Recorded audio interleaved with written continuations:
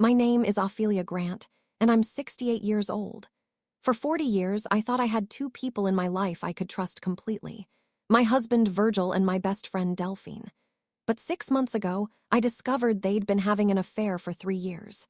They stole my marriage, my trust, and tried to steal my dignity. But today in this courtroom, I was about to show them both exactly what happens when you betray Ophelia Grant. Let me tell you about the moment that made this all worth it. The moment when Delphine walked into the divorce court, smiling like she'd already won, holding Virgil's hand. She was wearing an expensive red dress, probably bought with money that should have been mine, and her hair was done up fancy.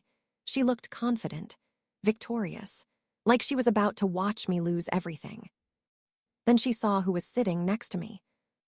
Her smile didn't just fade, it shattered. Her face went completely white. Her hand dropped from Virgil's arm, and she actually stumbled, nearly falling in her high heels before catching herself on a courtroom bench.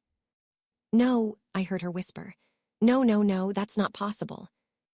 Virgil looked confused. "Baby, what's wrong? Who is that?" The man sitting next to me, a distinguished-looking gentleman in an expensive suit, smiled coldly at Delphine. "Hello, Delphine," surprise.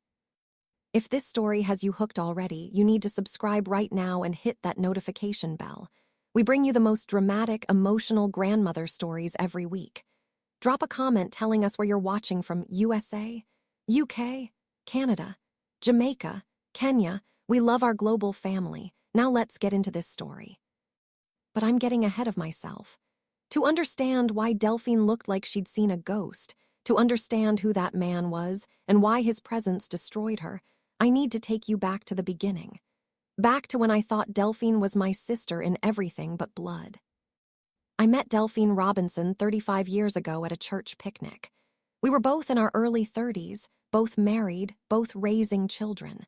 We hit it off immediately. Same sense of humor, same values, same love of gospel music and good cooking. We became inseparable. We went to church together every Sunday, had coffee together every Wednesday.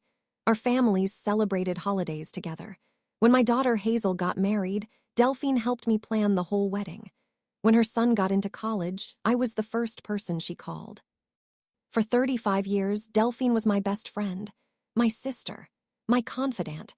I told her everything: my fears, my dreams, my problems with Virgil when he went through his midlife crisis, my worries about money, my health scares, everything.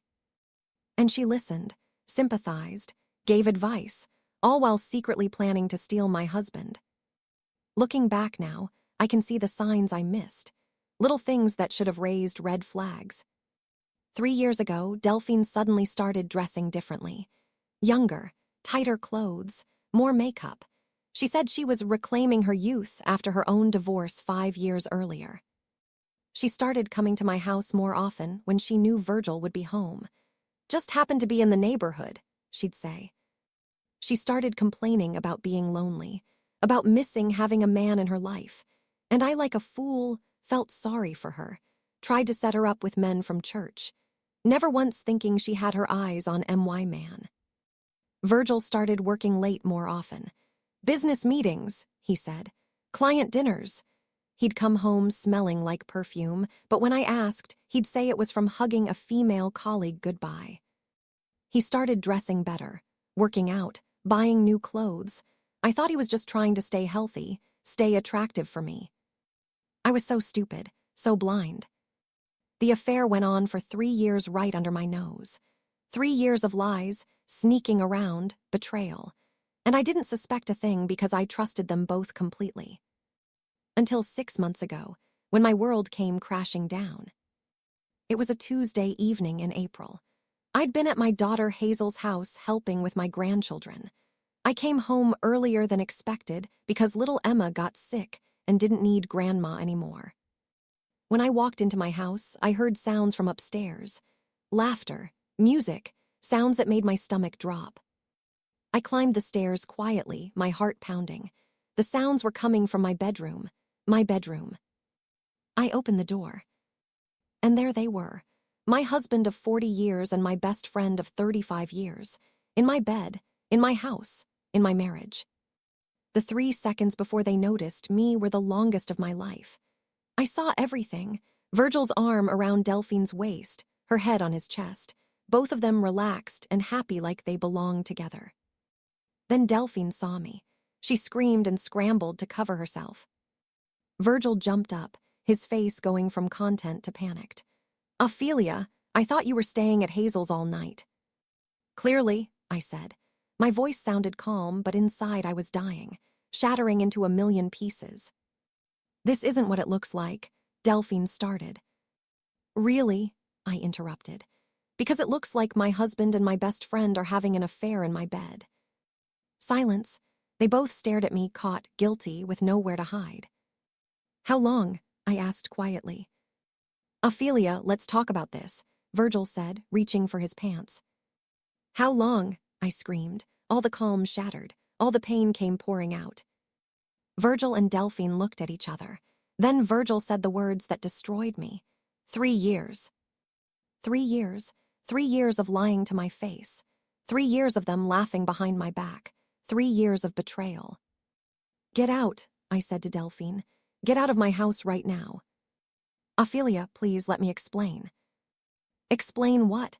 "Explain how you've been sleeping with my husband for 3 years. Explain how you sat in my kitchen drinking my coffee and giving me marriage advice while you were destroying my marriage. Get out." Delphine grabbed her clothes and ran. I heard the front door slam a minute later. Then it was just me and Virgil. "Ophelia, I'm sorry. I never meant for this to happen. It just happened." "Nothing just happens, Virgil. You made a choice. Every day for 3 years you chose to betray me, to lie to me, to disrespect our marriage. I still love you. Don't you dare say you love me. If you loved me, you wouldn't have done this." Virgil tried to apologize more, but I couldn't hear it. Couldn't stand to look at him. I went to the guest room and locked the door, and I cried. I cried harder than I'd ever cried in my life. My husband, my best friend, the 2 people I trusted most in the world, gone just like that. The next few days were a blur. I called my daughter Hazel and told her everything. She was furious. "Mama, you need to divorce him, today, and you need to cut Delphine out of your life completely." "I know, baby, I know." I also told my son Thuron, who flew in from Atlanta immediately. "Dad's an idiot," he said. "And Delphine, I never liked her anyway, always thought there was something fake about her." I wish he'd told me that 35 years ago. Virgil tried to talk to me multiple times, tried to explain, apologize, beg for another chance, but I couldn't hear it. Every time I looked at him, I saw him with Delphine, in our bed, in our marriage. I filed for divorce within a week. Got a lawyer, a tough woman named Pearlie Matthews who specialized in scorched earth divorces, as she called them. "Mrs. Grant," Pearlie said at our first meeting, "your husband had an affair for 3 years. In many states, that's considered marital misconduct. It can affect how assets are divided. Tell me everything about your marriage, your finances, your property, everything." I told her. Virgil and I had been married 40 years. We owned a house worth $400,000, paid off, in both our names. We had savings of about $200,000. We had retirement accounts, pension plans, and investments. "I want everything I'm entitled to," I told Pearlie. "I want him to pay for what he did." "We'll make sure of it," Pearlie promised. But then Delphine did something that made everything worse. 2 weeks after I caught them, I found out Delphine had moved in with Virgil, into an apartment he'd rented. They weren't even trying to hide it anymore. And this is what really killed me, I found out from mutual church friends that Delphine was telling people her side of the story, her version, where she and Virgil were soulmates who couldn't help falling in love, where I was portrayed as a cold, difficult wife who pushed Virgil away. She was rewriting history, making herself the victim, making me the villain. I called her, one final time. "Delphine, how dare you? How dare you steal my husband and then make me out to be the bad guy?"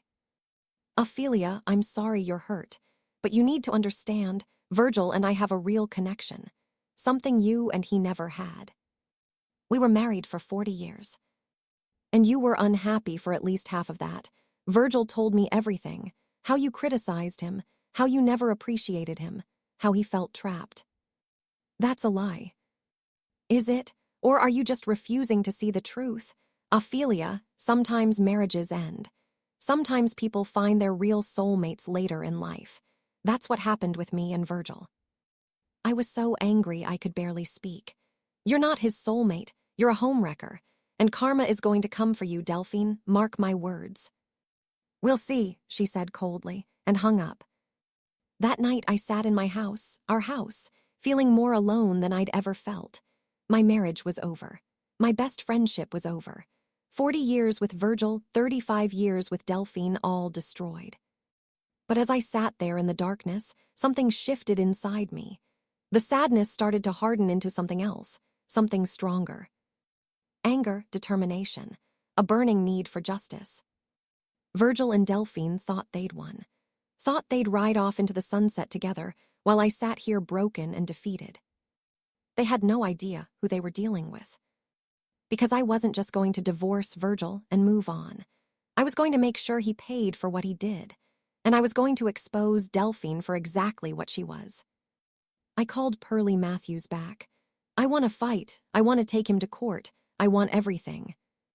That's what I like to hear, Pearlie said. Let's go to war. Over the next 4 months, Pearlie and I built our case. We gathered evidence of the affair, text messages, credit card statements showing Virgil had been paying for hotel rooms and expensive dinners. We documented everything. We also started digging into Virgil's finances, and what we found was shocking. Virgil had been hiding money. For years, he had secret bank accounts I didn't know about. He'd been taking money from our joint accounts and stashing it where I couldn't see it. This is financial infidelity, Pearlie explained. He was planning to leave you long before you caught him. He was setting himself up financially while leaving you in the dark. I was furious, but also grateful we'd discovered it, because now we had even more ammunition. Pearlie subpoenaed all of Virgil's financial records, every bank account, every investment, every asset, and we discovered he had almost $300,000 hidden away, money that should have been marital property. We're going to get that back, Pearlie promised. Every penny. The divorce trial was set for September, 6 months after I'd caught them. 6 months of pain, anger, and preparation. But Pearlie wasn't the only person helping me, because about 2 months before the trial, I got a phone call that changed everything. Mrs. Grant, my name is Elbert Hayes. I'm a private investigator, and I have information about Delphine Robinson that I think you'll want to hear. What kind of information? The kind that could destroy her in court. Can we meet? We met at a coffee shop the next day. Elbert Hayes was a man in his 60s, professional and serious. Mrs. Grant, I'm going to be direct.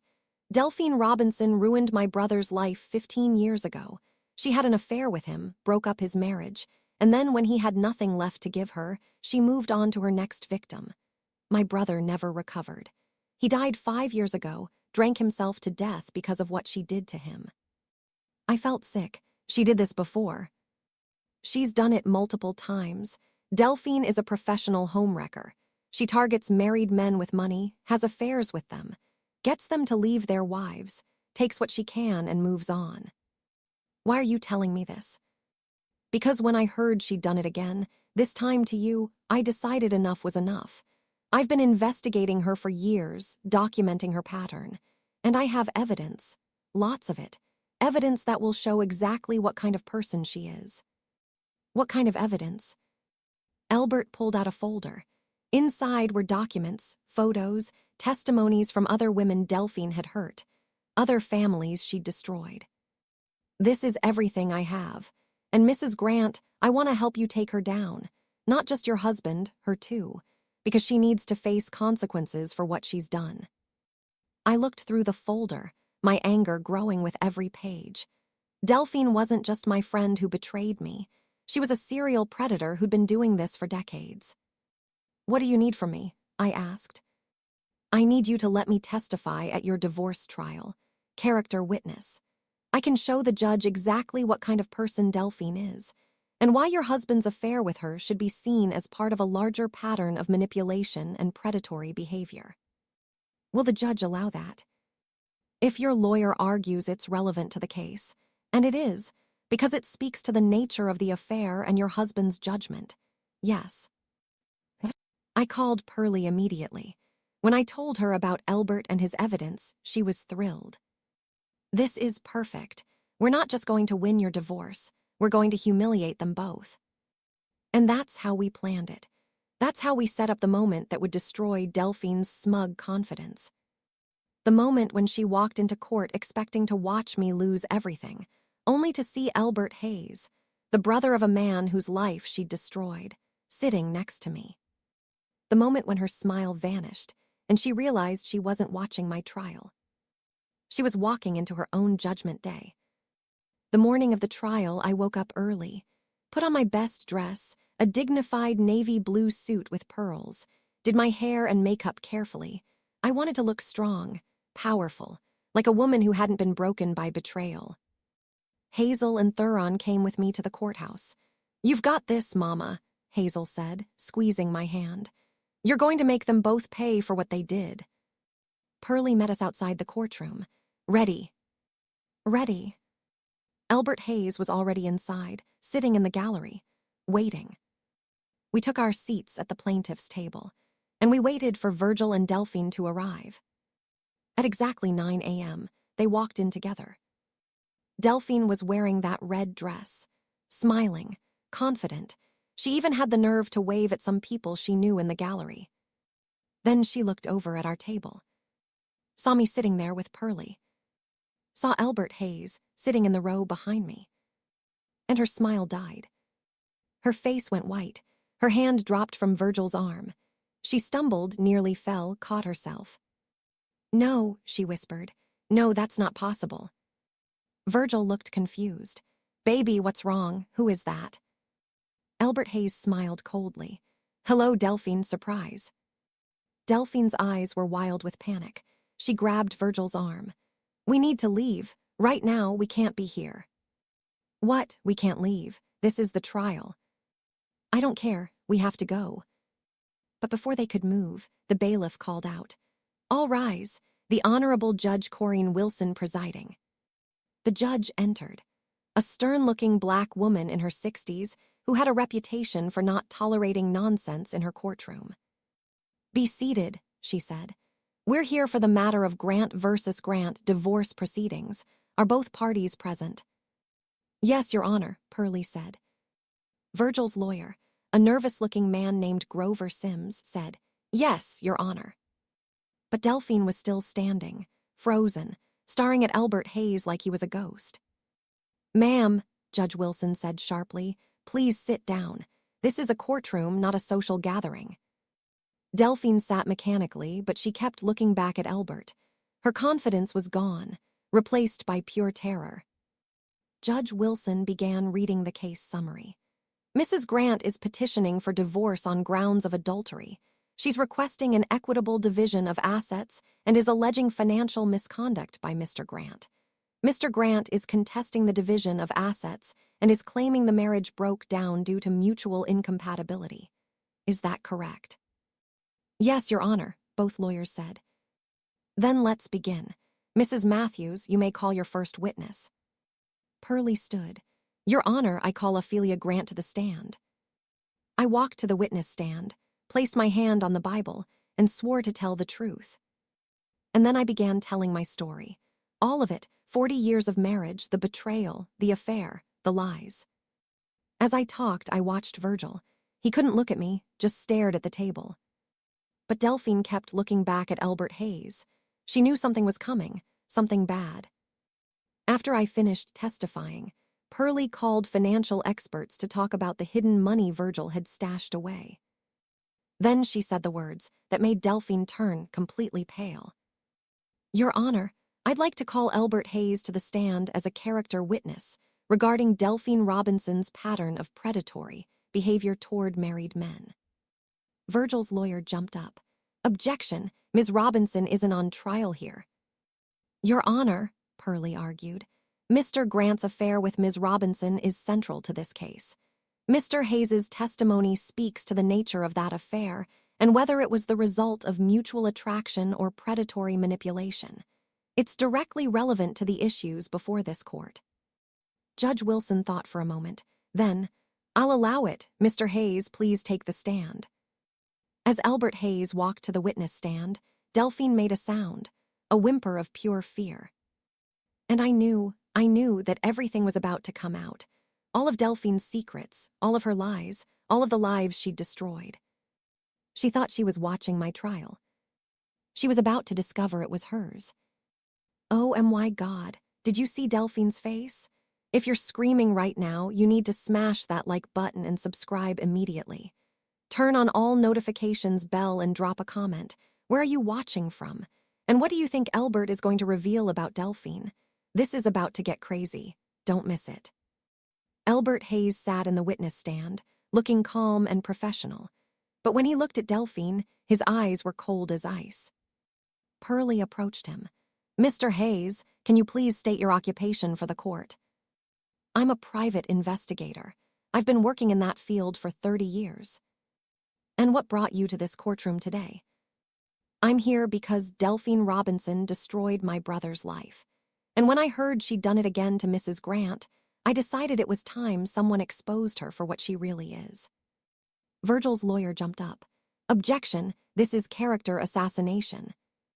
"Your Honor," Pearlie said calmly, "I'm establishing a pattern of behavior. It's relevant to show that Mr. Grant was likely manipulated into this affair by a woman who has done this multiple times before." Judge Wilson nodded. "Objection overruled. Continue, Ms. Matthews." Pearlie turned back to Albert. "Tell us about your brother." Albert took a deep breath. "My brother's name was Homer Hayes. 15 years ago, he was happily married with 2 kids. He was a successful accountant, owned a nice home, had a good life. Then he met Delphine Robinson at a business conference. I watched Delphine. She was shaking, her hands gripping the edge of the table so hard her knuckles were white. Delphine befriended my brother's wife first," Albert continued. "That was her pattern: befriend the wife, get close to the family, gain their trust. Then, once she was embedded in their lives, she started the affair with the husband." "Objection," Virgil's lawyer tried again. "This is speculation." "It's documented fact," Albert said coldly. "I have sworn statements from Homer's ex-wife. I have letters Delphine wrote to my brother. I have bank records showing how she manipulated him financially." Judge Wilson leaned forward, interested now. "Continue, Mr. Hayes." "The affair went on for 2 years. Delphine convinced my brother to leave his wife. Told him they were soulmates. Sound familiar?" He glanced at Virgil. "Homer divorced his wife, gave her almost everything in the settlement because Delphine convinced him it was the right thing to do. He moved in with Delphine, thought they were going to build a life together." "And what happened?" Pearlie asked. 6 months after the divorce was final, after Homer had nothing left to give, Delphine left him, moved on to her next victim. Homer was devastated. He'd lost his wife, his kids wouldn't speak to him, his savings were gone. He started drinking. Couldn't hold a job, and 5 years ago he died, liver failure from the drinking. He was 53 years old. The courtroom was silent. Even Judge Wilson looked shocked. I looked at Virgil. His face had gone completely pale. He was staring at Delphine with horror. "Mr. Hayes," Pearlie continued, "did you investigate Delphine Robinson after your brother's death?" "I did. For the past 5 years, I've been tracking her movements, documenting her pattern, and what I found was disturbing." "What did you find?" Albert pulled out a folder. "In the past 20 years, Delphine Robinson has had affairs with at least 7 married men. In every case, the pattern was the same. Befriend the wife, seduce the husband, convince him to leave his marriage, take what she can financially, then move on when a better opportunity comes along." "Objection." Virgil's lawyer was standing now, looking desperate. "Your Honor, this is prejudicial and irrelevant." "It's extremely relevant," Pearlie shot back. "It shows that Mr. Grant was targeted and manipulated by a professional predator. It speaks to his judgment and the circumstances of the affair." Judge Wilson looked at the folder in Albert's hands. "Mr. Hayes, Do you have documentation to support these claims? I do, Your Honor. I have statements from 5 of the 7 ex-wives. I have financial records showing how Delphine extracted money from these men. I have emails, text messages, and in one case, a recording where Delphine explicitly discusses her strategy for targeting wealthy married men. The judge looked at Delphine. Ms. Robinson, are you represented by counsel today? Delphine could barely speak. And no, Your Honor, I'm just here to support Virgil. You might want to consider getting a lawyer. Mr. Hayes, I'm going to allow this testimony. Ms. Matthews, proceed. For the next hour, Elbert laid out Delphine's entire history. Case after case of broken marriages, families destroyed, men left financially and emotionally ruined. With each revelation, Virgil looked sicker and sicker. He kept turning to look at Delphine, and she wouldn't meet his eyes. Mr. Hayes, Pearlie said, in your professional opinion, based on your investigation, was Delphine Robinson's affair with Virgil Grant the result of genuine romantic feelings? Absolutely not. It was a calculated targeting of a vulnerable man with assets. Mrs. Grant mentioned that she and her husband had been going through a rough patch a few years ago. That's when Delphine struck. She always waits until there's a weakness in the marriage, then she moves in. She befriended Mrs. Grant, gained her trust, learned all about the marriage problems, and then used that information to seduce Mr. Grant. Virgil stood up suddenly. That's not true. Delphine loves me. Tell them, baby. Tell them it's not true. Delphine didn't say anything. She was crying now, mascara running down her face. Mr. Grant, Judge Wilson said sharply, sit down. You'll have your chance to testify. Your Honor, Pearlie said, I'd like to enter into evidence the statements Mr. Hayes has collected, along with financial documents showing how Delphine Robinson benefited financially from each of these affairs. She handed the documents to the judge. As Judge Wilson read through them, her expression grew darker and darker. Finally, she looked up.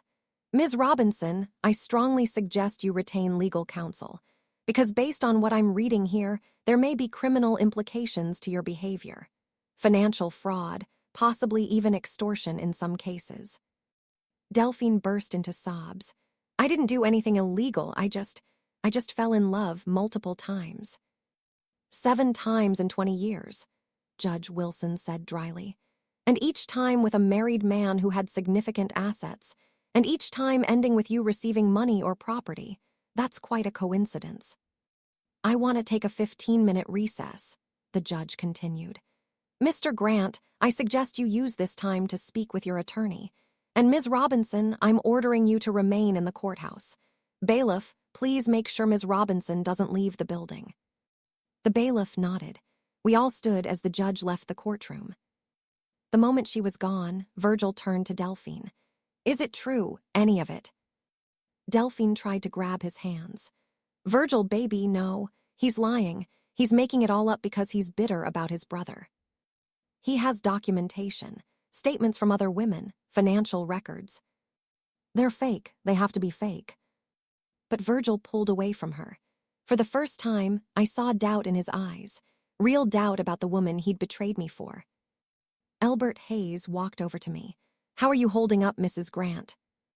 Better than I expected. Thank you for this, for everything. She needed to be exposed.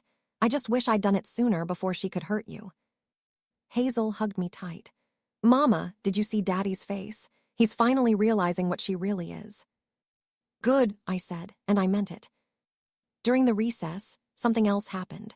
A woman I didn't recognize approached Pearlie. Excuse me, are you Mrs. Grant's lawyer? Yes, who are you? My name is Moselle Turner. I was married to one of the men Delphine Robinson destroyed. I heard about this trial from a friend, and I came as fast as I could. I want to testify. I want to tell the judge what she did to my family. Pearlie's eyes lit up. Can you be ready to take the stand in 10 minutes? I've been ready for 10 years. When court resumed, Pearlie dropped another bomb. Your Honor, I have another witness who has just arrived. Moselle Turner, one of the women whose marriage was destroyed by Delphine Robinson. Virgil's lawyer looked like he wanted to object, but couldn't figure out how. The evidence was overwhelming. Judge Wilson allowed it, and Moselle took the stand. She was in her 60s, dignified, well-spoken, and her story was heartbreaking. Delphine Robinson befriended me at our church 12 years ago. She was warm, funny, kind. I thought she was a gift from God, a true friend when I needed one. My marriage was struggling.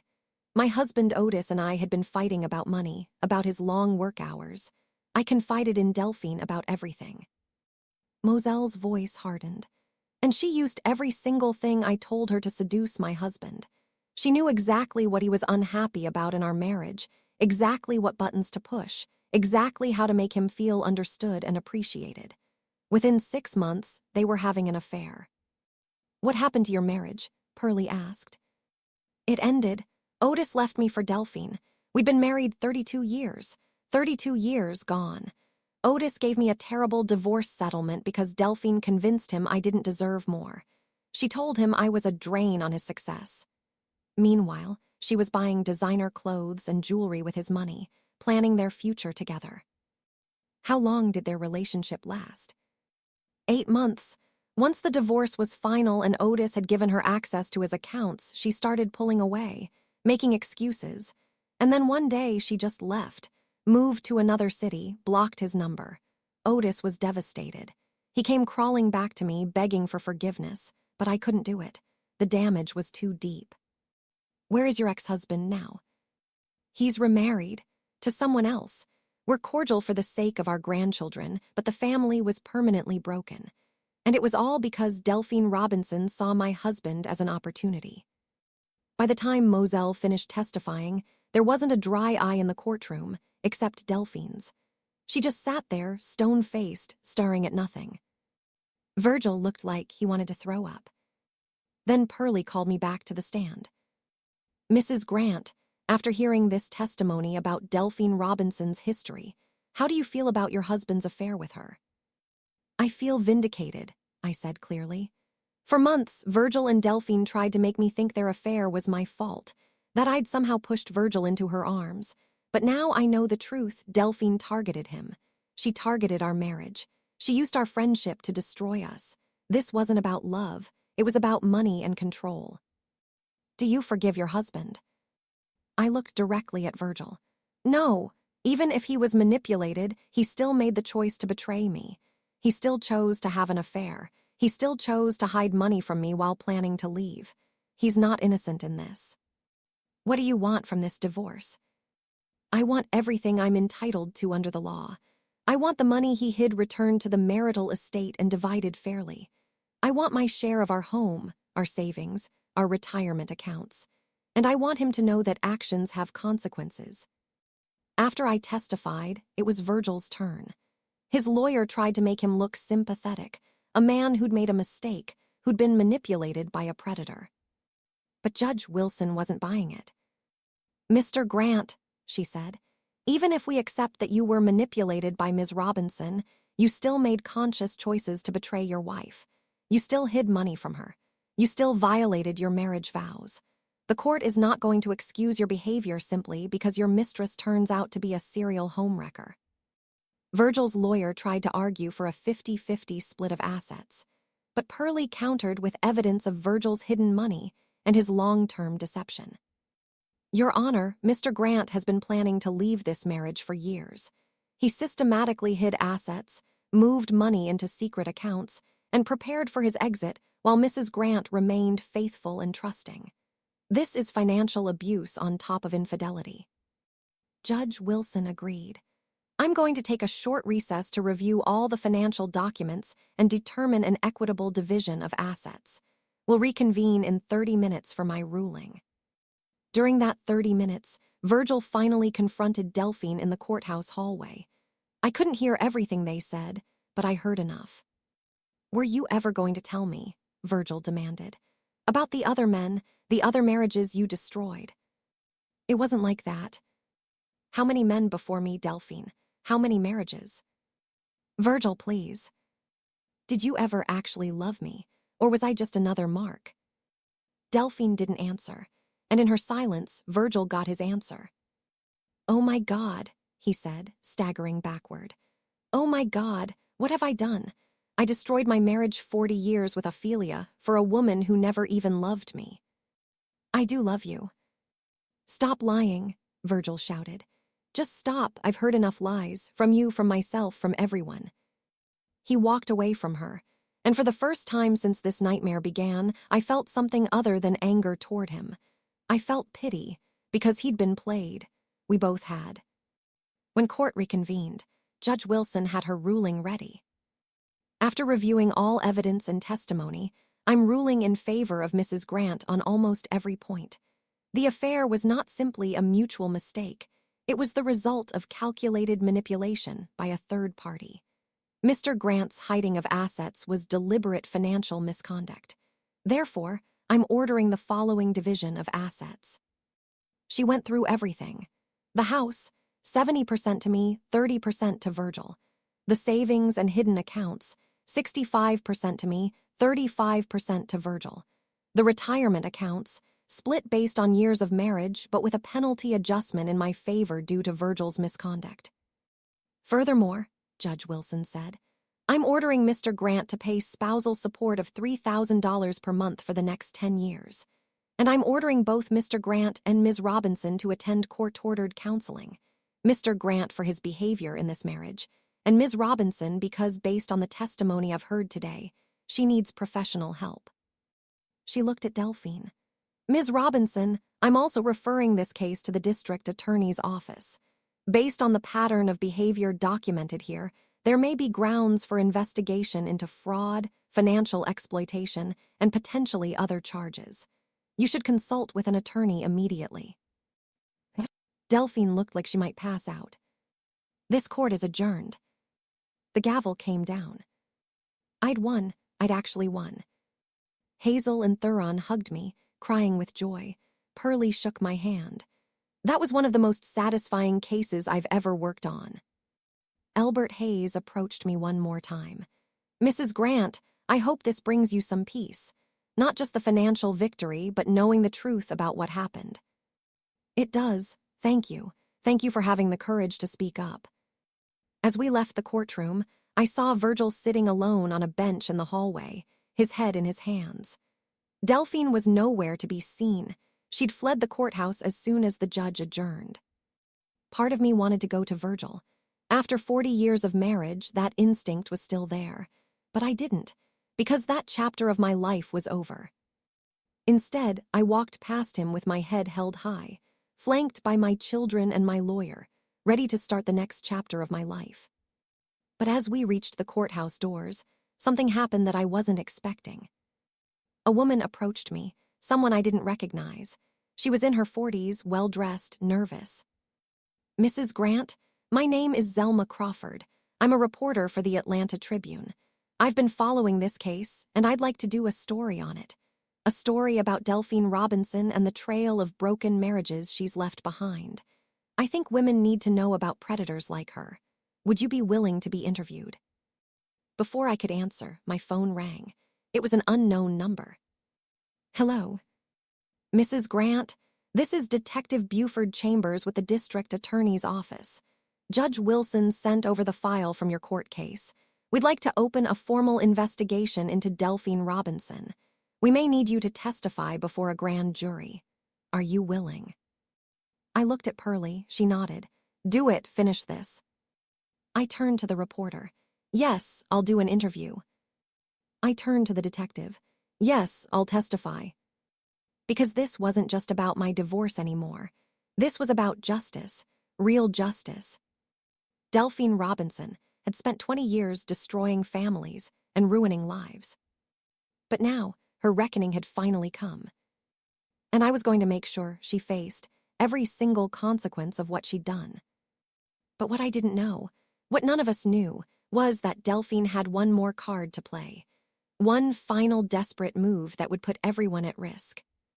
And when I got home that night and found what was waiting for me, I realized the real battle was just beginning. What? Delphine has another move. If you're shocked right now, smash that like button and subscribe immediately. Turn on notifications and comment. Where are you watching from? And what do you think Delphine is planning? This story is about to get even more intense. Don't miss what happens next. I pulled into my driveway at 6 p.m., exhausted but victorious. Hazel and Thuron were behind me in their cars. They'd insisted on following me home to celebrate. But as I got out of my car, I noticed something wrong. My front door was slightly open. "Mama, did you leave your door unlocked?"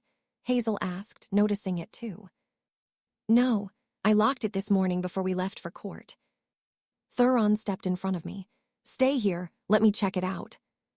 "I'm calling the police," Hazel said, pulling out her phone. Thuron pushed the door open carefully. "Hello, anyone here?" No answer. He went inside, and I heard him walking through the house. A minute later, he came back out, his face pale. "Mama, you need to see this, and the police definitely need to come." I walked into my house, and my heart sank. The place had been ransacked, furniture overturned, pictures smashed, papers thrown everywhere. The TV was spray-painted with words, "You'll pay for this." But that wasn't the worst part. In my bedroom, on my bed, someone had left photos. Dozens of photos of me at the grocery store, at church, at Hazel's house with my grandchildren. Someone had been following me for weeks, documenting my every move. And written across the photos in red marker, "I know where you go. I know who you love. You destroyed my life. Now I'll destroy yours." "Oh my God," Hazel whispered. "Delphine did this." The police arrived within 10 minutes. Detective Buford Chambers, the same one who'd called me about investigating Delphine, came personally. "Mrs. Grant, I'm so sorry. When did you last leave the house?" "This morning at 7. The house was fine then." "And you locked all the doors?" "Yes, every single one." Detective Chambers examined the broken lock on the back door. "Forced entry. She broke in. Mrs. Grant, these photos, this is stalking. Combined with the vandalism and the threats, we can charge her with multiple felonies." "Where is she?" Thuron demanded. "Where's Delphine right now?" "We don't know. After court ended, she left the courthouse and disappeared. We've been trying to locate her all afternoon, but she's not at her apartment, not at Mr. Grant's place. She's in the wind." "So she's out there somewhere," I said quietly, "watching me, planning something." "We're going to find her," Detective Chambers promised. "But in the meantime, I don't think you should stay here tonight. Is there somewhere safe you can go?" "She can stay with me," Hazel said immediately. "And I have a security system. Cameras, she'll be safe." That night, I packed a bag and went to Hazel's house. I tried to sleep, but every sound made me jump. Every shadow looked like Delphine lurking outside. At 2 a.m., my phone rang. Unknown number. Against my better judgment, I answered. "Hello." Heavy breathing. Then Delphine's voice, slurred like she'd been drinking. "You destroyed my life, Ophelia." "Delphine, where are you?" "You destroyed everything. My reputation, my plans, my future. Virgil won't even talk to me now. He kicked me out of his apartment, said I'm a monster, said he never wants to see me again." "You did this to yourself." "No, you did this. You and that investigator. You exposed me. You told all my secrets. Now everyone knows. The reporter called me. She wants to do a story about the serial homewrecker. My face is going to be in the newspaper. I can't show my face anywhere." "Good. Maybe it'll stop you from destroying more families." Delphine's voice turned cold, sober. "You think you've won. You think you're safe. But you're not. I know where you live. I know where your children live. I know where those precious grandchildren go to school." My blood ran cold. "Don't you dare." "I've lost everything, Ophelia. Everything. So why shouldn't I take everything from you too?" "Delphine, listen to me. The police are looking for you. You broke into my house. You've been stalking me. If you hurt anyone, you'll go to prison for years." "I don't care anymore. I have nothing left to lose." She hung up. I immediately called Detective Chambers and played him the recording. I'd had the presence of mind to record the call. "That's a direct threat," he said. "Against you and your family. Mrs. Grant, we need to put protection on you and your children immediately. And we need to find Delphine before she does something worse." The next few days were a nightmare. Police cars stationed outside Hazel's house. officers escorting my grandchildren to school. Thuron had to fly back to Atlanta, but he hired private security for his own family there. The reporter, Zelma Crawford, published her story. It was front page. Serial homewrecker. Woman destroyed 7 marriages in 20 years. The article included testimony from Elbert Hayes, from Moselle, from other victims. It included photos of Delphine and details about her pattern of behavior. It was devastating. Complete exposure. Within hours, the story went viral. Local news picked it up, then regional, then national. Delphine's face was everywhere, on TV, online, in newspapers. She'd wanted to remain anonymous, working in the shadows. Now she was infamous. And that made her even more dangerous. On the 3rd day after the trial, I got a call from Virgil. "Ophelia, we need to talk." "I don't have anything to say to you, Virgil." "Please, it's about Delphine. I'm worried she's going to hurt someone." Against my better judgment, I agreed to meet him at a coffee shop, a public place with lots of witnesses. Virgil looked terrible. He'd aged 10 years in 3 days. His eyes were red, his clothes rumpled. "Thank you for meeting me," he said. "What do you want, Virgil?" "I wanted to apologize, really apologize, not the shallow apologies I gave before. I destroyed our marriage. I betrayed you in the worst possible way. And I did it for a woman who never even loved me, who was just using me like she's used so many others." "I know. I don't expect you to forgive me. I don't deserve forgiveness. But I needed you to hear me say it. I'm sorry. I'm so deeply sorry." I looked at this man I'd been married to for 40 years. This man I'd loved, trusted, built a life with. And I felt nothing, no anger, no love, no pain. Just emptiness where he used to be. "I appreciate the apology," I said. "But it doesn't change anything. We're divorced. It's over." "I know, but Ophelia, there's something else. Something I need to warn you about." "What?" "Delphine called me yesterday. She's not stable. She was ranting about how you ruined her life, how she's going to make you pay. She said something that really scared me." "What did she say?" "She said, if I can't have a happy ending, why should Ophelia get one? Why should she get to ride off into the sunset while I lose everything? Ophelia, I think she's planning something bad. The police are looking for her. She's smarter than you think. She's been evading the police for days. She knows how to hide, and I think she's watching you, waiting for the right moment." A chill ran down my spine. "Why are you telling me this?" "Because despite everything, I don't want you to get hurt. You didn't deserve any of this. The affair, the betrayal, the threats, none of it. And if something happens to you because of Delphine, because of MY choices, I couldn't live with that." After we talked, I called Detective Chambers immediately and told him everything Virgil had said. "We need to draw her out," Detective Chambers said. "Set a trap. Are you willing to help us?" "What kind of trap?" "We let it leak that you're going to be at a specific location at a specific time. Somewhere we can control.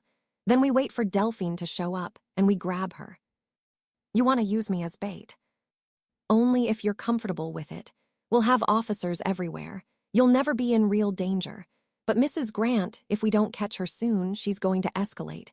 She's already broken into your house and made threats. The next step could be violence." I thought about my grandchildren, about Hazel and Thuron, about all the lives Delphine had already destroyed. "I'll do it." The plan was simple. We'd leak to Virgil, who we suspected was still in contact with Delphine despite his claims, that I was meeting with my lawyer at her office on Friday afternoon at 3 p.m. to discuss the next steps in securing my divorce settlement. Pearlie's office building was perfect for a trap, limited entrances, security cameras everywhere, and easy for police to monitor. Friday came. I drove to Pearlie's office at 2:45 p.m., my heart pounding. I knew plainclothes officers were all around me in the parking lot, in the building lobby, on the streets, but I still felt exposed, vulnerable. I went up to Pearlie's office on the 3rd floor. She was actually there, working on other cases, but she knew about the plan. "How are you holding up?" she asked. "Terrified. What if she doesn't show?"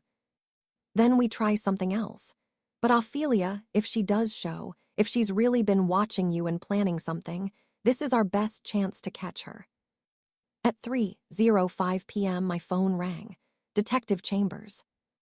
We've got movement. A woman matching Delphine's description just entered the building. She's wearing a wig and sunglasses, but it's her. She's heading for the stairs. What do I do? Stay in the office. Lock the door. We're moving into position now. Pearlie locked the office door. We could hear footsteps in the hallway, getting closer. Then a knock. Ophelia, I know you're in there. We need to talk. Delphine's voice, but different, sharper, angrier. Open the door, Ophelia. We need to finish this. The police are here, Delphine, I called through the door. You need to surrender. I don't care about the police. I don't care about anything anymore. You took everything from me. My reputation, my plans, my future, everything. More footsteps in the hallway, the police moving into position. DELPHINE, ROBINSON, this is the police.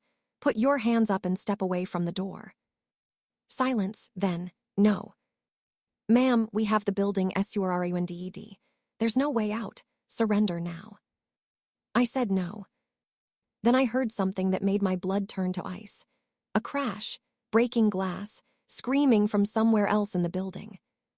She's got a hostage, someone shouted. She grabbed someone from another office. Detective Chambers' voice through my phone. Stay where you are. Do not come out. This situation just got a lot more complicated. Through the door, I could hear Delphine shouting. Everyone back off or I hurt her.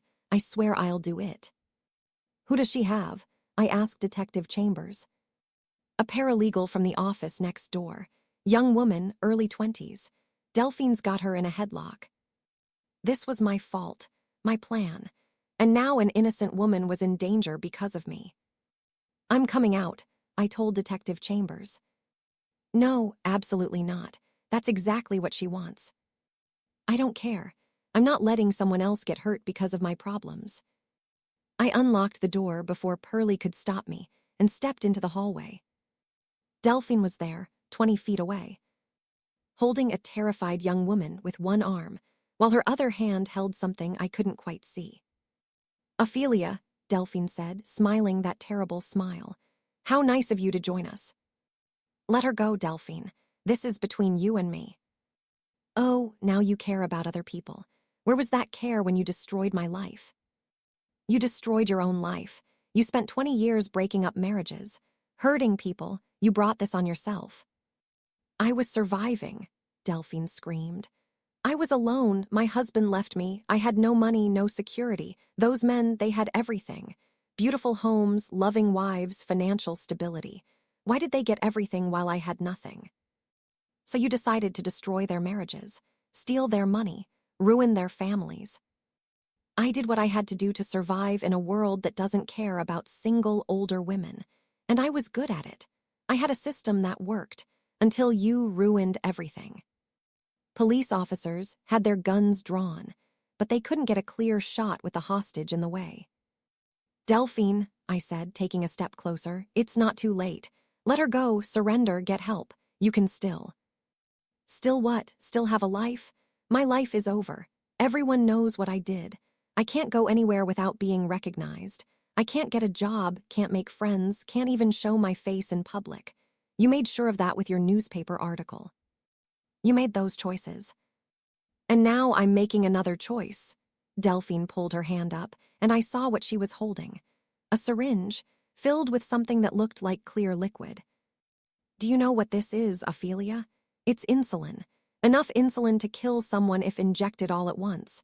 I took it from a diabetic friend's house. One injection and this girl dies. The hostage started crying harder. Please, please don't hurt me. I don't even know what this is about. Delphine, Detective Chambers called out. You don't want to do this. You're not a murderer.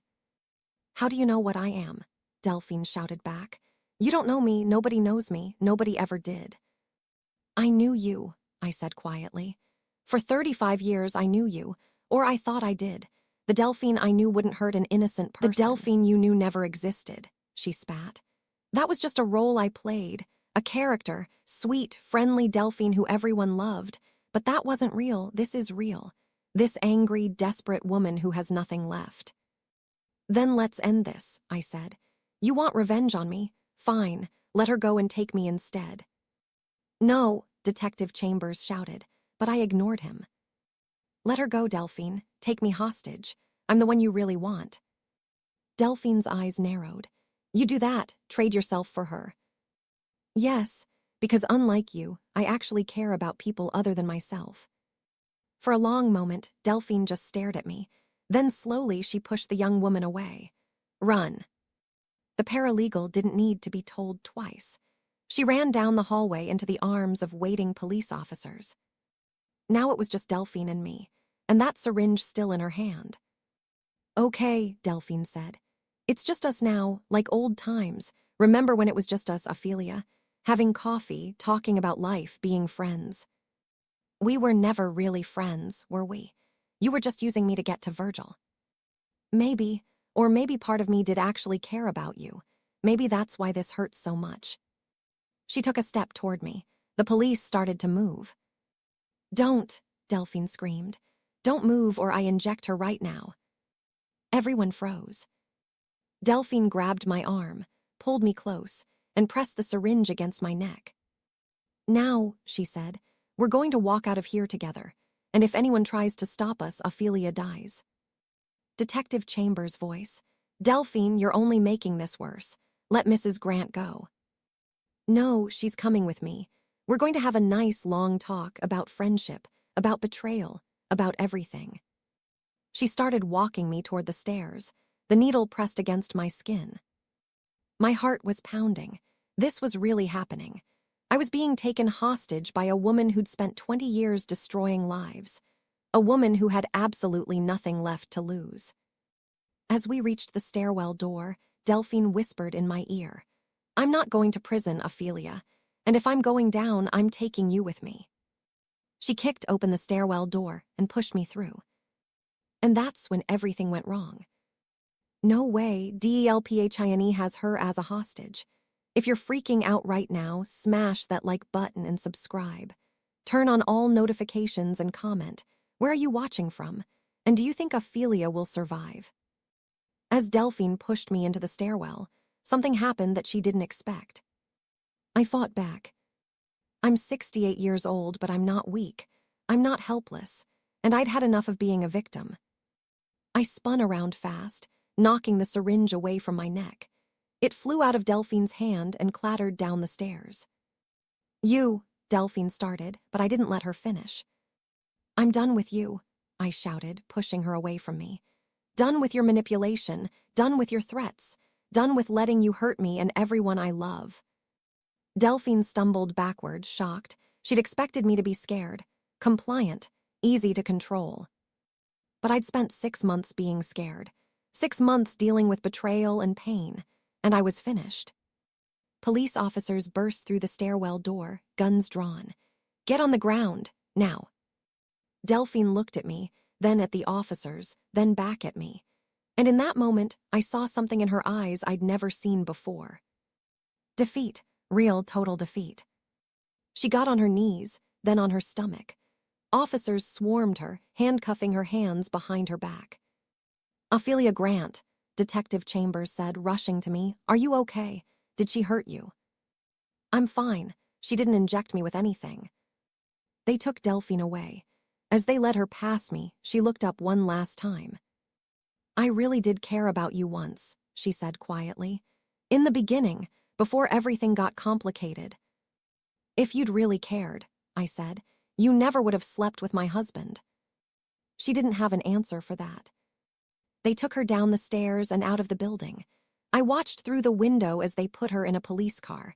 She looked small now, broken. Not the confident, smiling woman who'd walked into that courtroom thinking she'd watch me lose everything. Pearlie came out and hugged me. You're the bravest client I've ever had. I'm not brave. I'm just tired of being afraid.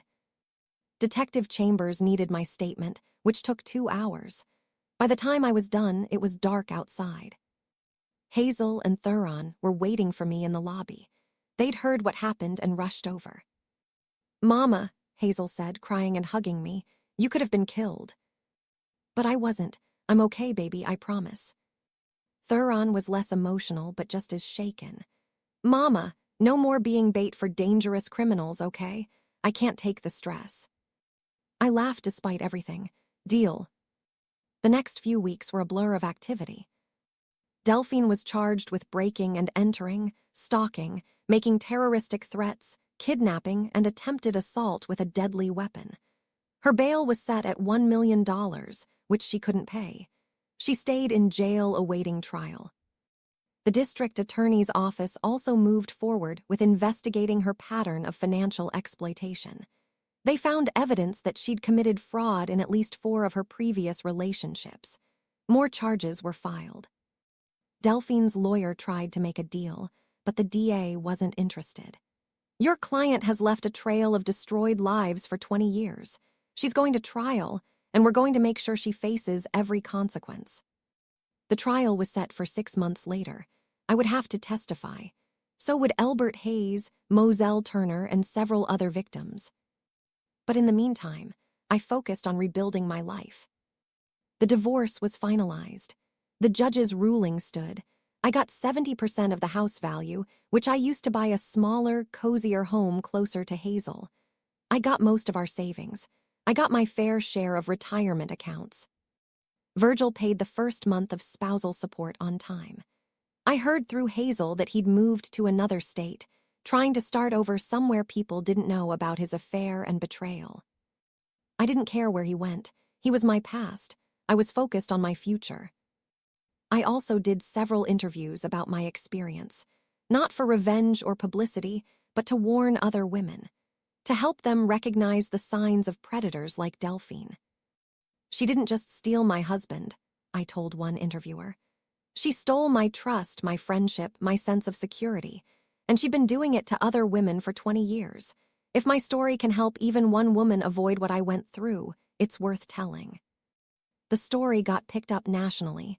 I was invited to speak at women's groups, at churches, at conferences. I became an advocate for women going through divorce and betrayal. It wasn't the life I'd planned, but it was meaningful. It mattered. 6 months after the hostage situation, Delphine's trial began. I sat in the courtroom every day, along with Elbert Hayes, Moselle Turner, and 3 other women whose marriages Delphine had destroyed.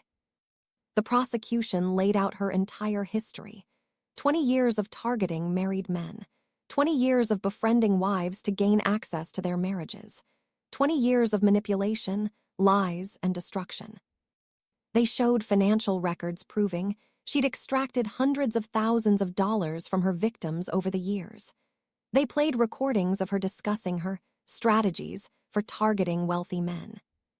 Delphine's lawyer tried to portray her as a lonely woman who just kept falling in love with the wrong men. But the evidence was overwhelming. The jury deliberated for less than 3 hours. Guilty on every count. The judge scheduled sentencing for 2 weeks later. During those 2 weeks, I thought a lot about what I wanted to say at the sentencing hearing. I had the right to give a victim impact statement, to tell the judge how Delphine's actions had affected me. When the day came, I stood at that podium and spoke from my heart. "Your Honor, Delphine Robinson was my best friend for 35 years. I trusted her with my deepest secrets. I loved her like a sister, and she used every piece of information I gave her to destroy my marriage. She didn't just have an affair with my husband. She calculated it. She planned it. She used our friendship as a weapon against me. For 6 months, I blamed myself. I wondered what I'd done wrong, why my husband chose her over me, why I wasn't enough. But then I learned the truth. I learned that I was just one victim in a long line of victims, that Delphine had been doing this for 20 years, that she's a predator who targets vulnerable marriages and destroys them for her own benefit. Your Honor, I'm not the only victim here today. There are at least 7 other women whose marriages she destroyed. 7 families torn apart. Children who lost their fathers, wives who lost their husbands, all because Delphine Robinson saw other people's happiness as an opportunity for her own gain. I ask that you sentence her to the maximum penalty allowed by law. Not for revenge, but for justice. Not just for me, but for all the women she's hurt. And for all the potential future victims she'll never get the chance to hurt. I sat down. Elbert Hayes spoke next, talking about his brother who died because of Delphine, then Moselle, then the other victims. By the time everyone finished, there wasn't a dry eye in the courtroom, except Delphine's. She sat stone-faced, showing no remorse. The judge looked at her with disgust. "Ms. Robinson, I've been on the bench for 25 years. I've seen a lot of criminals, a lot of people who have hurt others. But I have rarely seen someone who's caused as much systematic, calculated damage as you have. You didn't just commit crimes. You made destroying families your life's work. You took pleasure in it. And even now, sitting here after being caught, you show no remorse, no understanding of the pain you've caused. I'm sentencing you to 20 years in prison on the kidnapping charge, 10 years on each stalking and terroristic threat charge to run concurrently, and 5 years on each fraud charge to run consecutively. That's a total of 40 years in prison, Ms. Robinson. You'll be 85 years old when you're released, if you live that long. And I hope that every day you spend in prison, you think about the lives you destroyed, the families you broke, the trust you violated. 40 years. Delphine would spend the rest of her life in prison. As they led her away, she looked at me one final time. And this time, I saw something different in her eyes. Not anger, not defiance, just emptiness. She'd spent 20 years taking from others because she felt empty inside. But all that taking had only left her more empty. And now she had nothing. Not freedom, not family, not future. Nothing. I almost felt sorry for her. Almost. Life after the trial was strange. For 40 years, my identity had been tied to being Virgil's wife. For 35 years, Delphine had been a constant presence in my life. Now both of them were gone, and I had to figure out who Ophelia Grant was when she wasn't defined by those relationships. It took time. Therapy helped. So did my children and grandchildren. So did my church family, who surrounded me with love and support. I sold the house I'd shared with Virgil. Even my 70% felt tainted by memories. I bought a beautiful little cottage near Hazel. I redecorated it exactly how I wanted, no compromising, no considering anyone else's taste, just mine. I joined a book club, started taking art classes, traveled to places I'd always wanted to see but Virgil had never been interested in visiting. And slowly I healed. 1 year after the divorce was finalized, I was at a church event when I met someone. A widower named Hosea, 70 years old, kind-faced, with a gentle smile. "You're Ophelia Grant, aren't you?" he said. "I read about your story in the paper. I'm so sorry you went through that." "Thank you, but I'm doing much better now." "I'm glad to hear it. My wife passed away 3 years ago, cancer, so I understand how it feels to have your life turned upside down." We talked for 2 hours, about loss, about healing, about rebuilding. He made me laugh, made me feel comfortable, made me remember that not all men were like Virgil. "Would you like to have coffee sometime?" he asked as the event ended. I thought about it. Part of me was scared to trust again, scared to open my heart after everything. But a bigger part of me was ready to move forward, ready to live again. "I'd like that," I said. Hosea and I started dating slowly. He was patient, understanding about my trust issues. He never pushed, never rushed, just let me set the pace. 6 months later, we were exclusive. He met my children, who loved him. He met my grandchildren, who adored him. "Mama," Hazel said one day, "you look happy.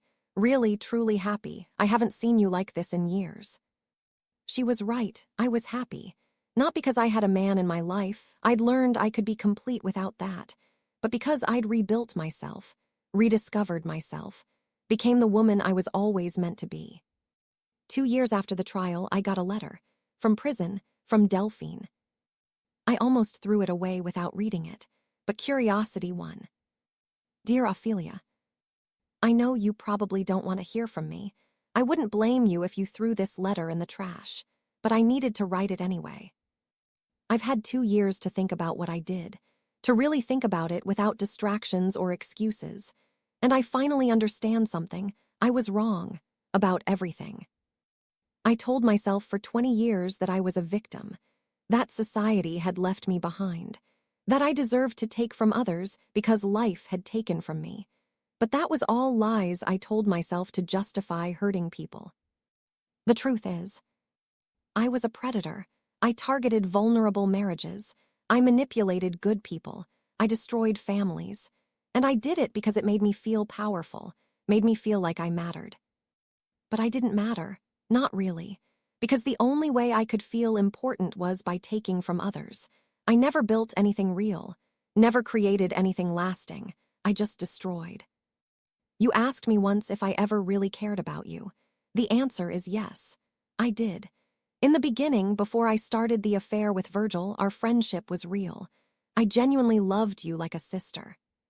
But then my need to feel important, my need to feel powerful, became stronger than my love for you. And I made a choice, the wrong choice. I don't expect you to forgive me. I don't deserve forgiveness. But I wanted you to know that I finally understand what I did. And I'm sorry, truly, deeply sorry. You won, Ophelia, not just in court, but in life, because you chose love and family and honesty, and I chose manipulation and selfishness. You built a life, I destroyed mine. I hope you're happy. I hope you found peace. You deserve it. Delphine. I read the letter 3 times. Then I folded it carefully and put it away. Was it a real apology? I didn't know. Maybe Delphine had genuinely changed in prison. Maybe she was just trying to make herself feel better. Maybe it was somewhere in between. But it didn't matter, because I'd already moved on. I'd forgiven her, not for her sake, but for mine. Because holding on to anger and bitterness was like drinking poison and expecting her to die. I'd let it go. Let her go. I wrote back, just 1 sentence. I hope you find peace too. Then I sealed the envelope and mailed it, and I never thought about Delphine Robinson again. Today, I'm 70 years old. It's been 2 years since the trial, 3 years since I discovered the affair. I'm sitting on the porch of my cottage, watching the sunset. Hosea is beside me, holding my hand. Inside, I can hear my grandchildren playing, their laughter filling the air. Hazel comes out with lemonade. Here you go, Mama. Made it just how you like it. Thank you, baby. I look at this life I've built, this beautiful, peaceful, joyful life, and I think about how I got here. My best friend stole my husband, but that betrayal, as painful as it was, led me to discover my own strength, led me to become an advocate for other women, led me to find real love with someone who respects and cherishes me.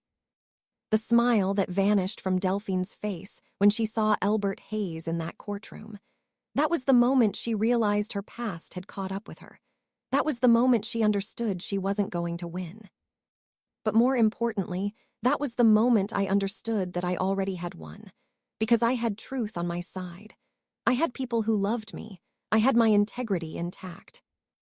Delphine spent 20 years destroying families to feel powerful, but real power isn't taking from others. Real power is building, creating, loving, healing. I built a new life from the ashes of my old one, and it's better than anything I had before. What are you thinking about? Hosea asks, squeezing my hand. I'm thinking about how grateful I am for all of this, for you, for my family, for second chances. Me too, he says and kisses my forehead. The sun sets, painting the sky in shades of orange and pink. My grandchildren's laughter drifts through the open window. Hazel sits beside me, and we watch the sunset together. This is my happy ending, not because I got revenge on the people who hurt me, though justice was served. Not because I found another man, though Hosea is wonderful. But because I found myself again. Because I refused to let betrayal break me. Because I chose to heal, to grow, to become stronger. My best friend stole my husband, but in the end, I'm the one who won. Because I still have my dignity, my integrity, and my joy. And that's something no one can ever take from me. Wow, what an incredible journey Ophelia took us on. If this story inspired you, moved you, or made you believe in the power of healing and second chances, we need you to take action right now. Smash that like button. Subscribe to our channel for more powerful, emotional grandmother stories every single week. Turn on all notifications so you never miss our next amazing story. Comment below and tell us, where are you watching from? USA, UK, Canada, Jamaica, South Africa, Trinidad and Tobago, Barbados, Australia. We love our global family. What did you think of Ophelia's story? Did she handle it right? Should she have written back to Delphine? Have you experienced betrayal from a friend or spouse? You're not alone. What story should we tell next? Share this video with anyone healing from betrayal or divorce. Women who need to know they can rebuild after devastation. People who need hope that life can get better. Anyone who's ever been betrayed by someone they trusted. Thank you to our incredible viewers around the world. From the USA, United Kingdom, Canada, South Africa, Kenya, Jamaica, Trinidad, Barbados, Australia, and everywhere else. We see you, we appreciate you, and we love you. Remember Ophelia's lesson. Betrayal may break your heart, but it doesn't have to break your spirit. You can heal, you can rebuild, you can find happiness again. Stay strong, stay blessed, and never let anyone's betrayal define your worth. You are valuable, you are loved, and you deserve happiness.